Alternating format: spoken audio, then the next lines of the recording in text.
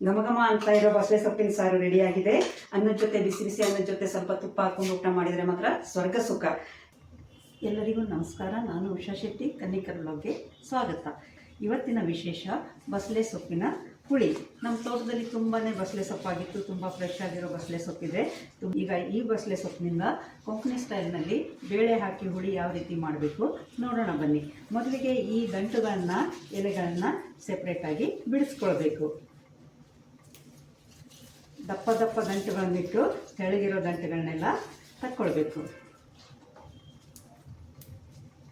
ಈ ದಂಟುಗಳನ್ನು ಸಹಿತ ನಾವು ಹುಳಿಗೆ ಯೂಸ್ ಮಾಡ್ತೀವಿ. ಎಲೆಗಳನ್ನೆಲ್ಲ ಬಿಡಿಸಾಯಿತು. ಇನ್ನು ಈ ದಂಟುಗಳನ್ನು ಕತ್ತರಿಸಿ ತುಂಡುಗಳನ್ನಾಗಿ ಮಾಡಬೇಕು. ಎಳೆ ಮತ್ತು ದಪ್ಪ ಇರೋ ದಂಟುಗಳು ಚೆನ್ನಾಗಿರುತ್ತವೆ. ಈ ರೀತಿಯಾಗಿ 1.5 ಇಂಚಿನ ತುಂಡುಗಳನ್ನಾಗಿ ಕತ್ತರಿಸ್ಕೊಳ್ಬೇಕು.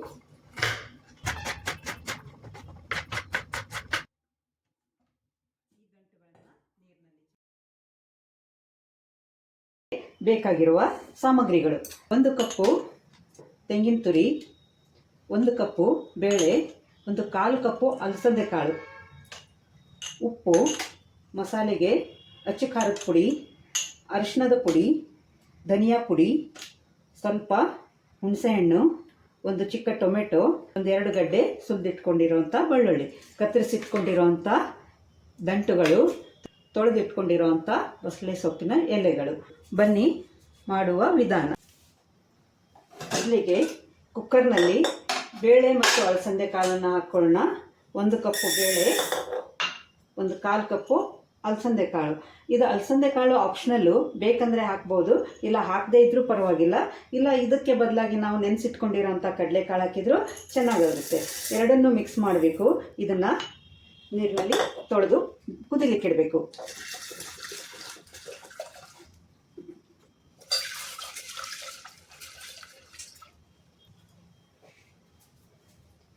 ಈಗ ಇದರಲ್ಲಿ ಸ್ವಲ್ಪ ನೀರು ಹಾಕ್ಕೊಂಡು ಬೇಳೆನ ಬೇಯಿಸ್ಲಿಕ್ಕಿಡಬೇಕು. ಇದರ ಜೊತೆಗೆ ಈ ಕತ್ತರಿಸಿ ಇಟ್ಕೊಂಡಂತಹ ದಂಟುಗಳನ್ನು ಸಹಿತ ನಾವು ಇದಕ್ಕೆ ಹಾಕ್ಕೊಳ್ಬೇಕು. ಅದಕ್ಕೆ ಸ್ವಲ್ಪ ಉಪ್ಪು ಹಾಕಿ ಇದನ್ನು ನಾವೀಗ ಬೇಯಿಸಲಿಕ್ಕೆ ಇಡಬೇಕು.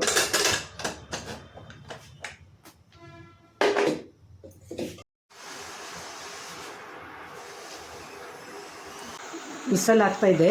ಬೇಳೆ ಬೇಯೋವರೆಗೆ ನಾವು ಮಸಾಲೆನ ರೆಡಿ ಮಾಡ್ಕೊಳ್ಳೋಣ. ಮೊದಲಿಗೆ ಮಿಕ್ಸಿ ಜಾರ್ನಲ್ಲಿ ಈ ಕೊಬ್ಬರಿ ತುರಿನ ಹಾಕ್ಕೊಳ್ಬೇಕು. ಇದಕ್ಕೆ ಸಾಧಾರಣವಾಗಿ 1.5 ಚಮಚ ಅಚ್ಚ ಖಾರದ ಪುಡಿ,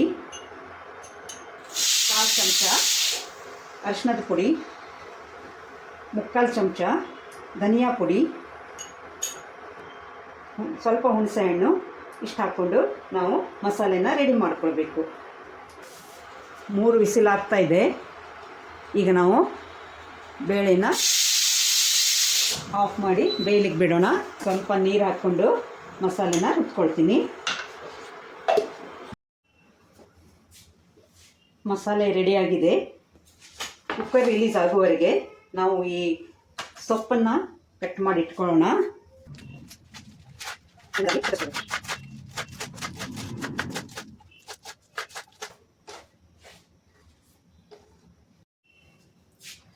ಎಲೆಗಳನ್ನ ಕತ್ತರಿಸಿಟ್ಕೊಂಡ್ವಿ, ಟೊಮೆಟೊನ ಪೀಸ್ ಮಾಡ್ಕೊಂಡ್ವಿ, ಬೆಳ್ಳುಳ್ಳಿ ಕುಟ್ಕೊಂಡಿದ್ದಾಯಿತು. ಇನ್ನು ಕುಕ್ಕರ್ ರಿಲೀಸ್ ಆಗೋವರೆಗೆ ಅನ್ನಕ್ಕೆ ಇಟ್ಟಿದ್ದೆ. ಅನ್ನನೂ ರೆಡಿ ಆಯಿತು. ನೋಡಿ, ಬೇಳೆ ಕರೆಕ್ಟಾಗಿ ಬೆಂದಿದೆ. ಇದಕ್ಕೆ ಈ ಕತ್ತರಿಸಿಟ್ಟಿರೋ ಸೊಪ್ಪನ್ನು ಹಾಕ್ಕೊಳ್ಬೇಕು. ಒಂದು ಕುದಿ ಬರೋವರೆಗೆ ಕುದಿಲಿಕ್ಕಿಡಬೇಕು.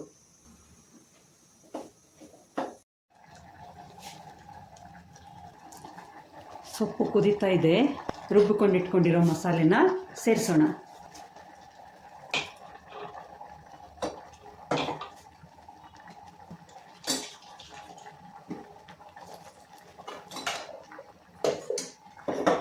ಬರಲಿ. ನಾವು ಆವಾಗ ಸ್ವಲ್ಪನೇ ಉಪ್ಪು ಹಾಕಿದ್ವಿ, ಅಷ್ಟು ಉಪ್ಪು ಸಾಕಾಗಲ್ಲ. ಈಗ ಮತ್ತೆ ನಾವು ಉಪ್ಪನ್ನು ಹಾಕಬೇಕು. ಕಡಿಮೆ ಆದರೆ ಮತ್ತೆ ನೋಡ್ಕೊಂಡು ಹಾಕ್ಕೋಬೋದು. ರುಚಿಗೆ ಒಂದು ಚಿಕ್ಕ ತುಂಡು ಬೆಲ್ಲ ನಾನು ಇದಕ್ಕೆ ಹಾಕ್ತಿದ್ದೀನಿ. ಕತ್ತರಿಸಿಟ್ಕೊಂಡಿರೋವಂಥ ಟೊಮೆಟೊನ ಇದಕ್ಕೆ ಸೇರಿಸ್ತಾ ಇದ್ದೀನಿ. ಸಾರು ಕುದೀತಾ ಕುದೀತಾ ಬಸಳೆ ಸೊಪ್ಪು ಸಹಿತ ಇನ್ನು ಬೇಯುತ್ತೆ. ಈ ನೊರೆ ಎಲ್ಲ ಹೋಗುವವರೆಗೆ ಸ್ವಲ್ಪ ಇನ್ನು ಕುದಿಸೋ. ಸಾರು ಕುದೀತಾ ಇದೆ, ಅಲ್ಲಿವರೆಗೆ ಒಗ್ಗರಣೆನ ರೆಡಿ ಮಾಡ್ಕೊಳ್ತಾ ಇದ್ದೀನಿ. 1-2 ಚಮಚ ತೆಂಗಿನ ಎಣ್ಣೆನ ಹಾಕಿ ಕಾಯಿಸ್ಲಿಕ್ಕೆ ಇಡಬೇಕು. ಇಲ್ಲಿ ಒಗ್ಗರಣೆಗೆ ಯಾವುದೇ ರೀತಿ ಸಾಸಿವೆ ಆಯಿತು ಜೀರಿಗೆ ಆಯಿತು ಯಾವುದನ್ನು ಉಪಯೋಗಿಸೋ ಹಾಗಿಲ್ಲ. ಬೆಳ್ಳುಳ್ಳಿಯನ್ನು ತೆಂಗಿನ ಎಣ್ಣೆಯಲ್ಲಿ ಫ್ರೈ ಮಾಡಿ ಹಾಕಿಬಿಡಬೇಕು.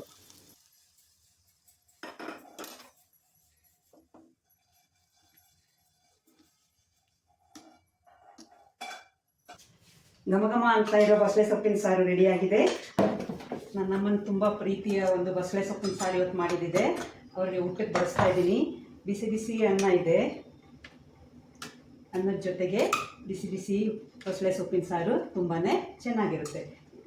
ಇದಕ್ಕೆ 1 ಚಮಚ ತುಪ್ಪ ಹಾಕ್ಕೊಂಡು ಊಟ ಮಾಡಿದ್ರು ಅಂತೂ ಸ್ವರ್ಗ ಸುಖ.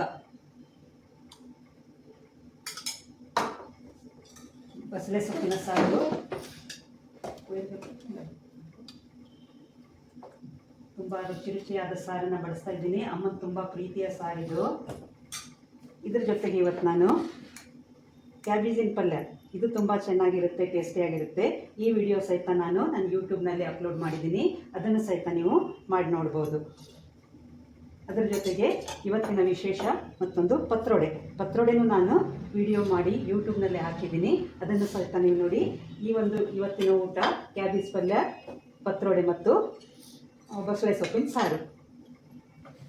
ಕಷ್ಟಸ್ಗೆ ಜೋಣ ಬರೆದಲ್ಲ, ತುಂಬ ಚೆನ್ನಾಗಿದೆ ಅಂತೆ. ಅಮ್ಮನ ಪ್ರೀತಿಯ ಸಾರು ಬಸಳೆ ಸಾರನ್ನ ಮಾಡಿ ನೋಡಿ, ತುಂಬಾ ಇಷ್ಟಪಡ್ತೀರಾ.